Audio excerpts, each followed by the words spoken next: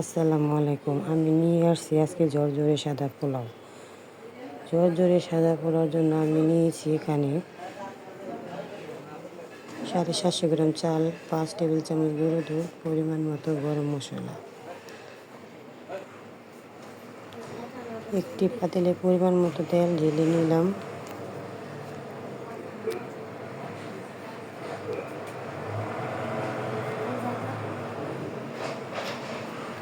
তেল গরম হলে তাতে গরম মশলা দিলাম। তারপর চালগুলো দিলাম।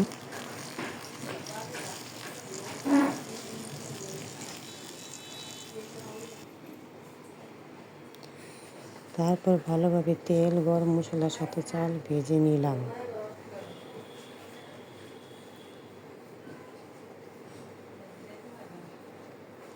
এরপর এতে গুঁড়ো দুধ দিলাম, পানি দিলাম 1.5 লিটার আর পরিমাণ মতো লবণও দিলাম।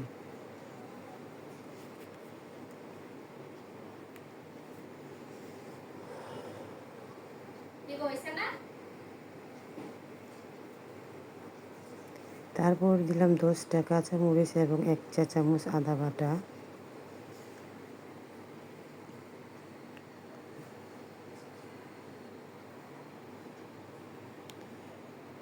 এরপর একটু নেড়েচেড়ে ঢাকা দিয়ে দিলাম।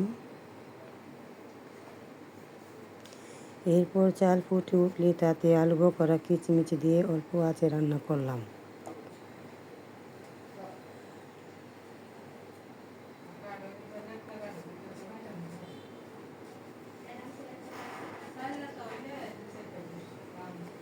এরপরে তারপর রান্না হয়ে গেলে 2 চামচ ঘি দিয়ে 2 মিনিট রান্না করলাম। এই তো আমার হয়ে গেল মজাদার ঝরঝরে সাদা পোলাও। আপনারাও বাসায় ট্রাই করবেন এভাবে, আর আমার পাশে থাকবেন, সাবস্ক্রাইব করবেন। সবাইকে অসংখ্য ধন্যবাদ এতক্ষণ বসে থাকা আমার দেখার জন্য। আসসালামু আলাইকুম।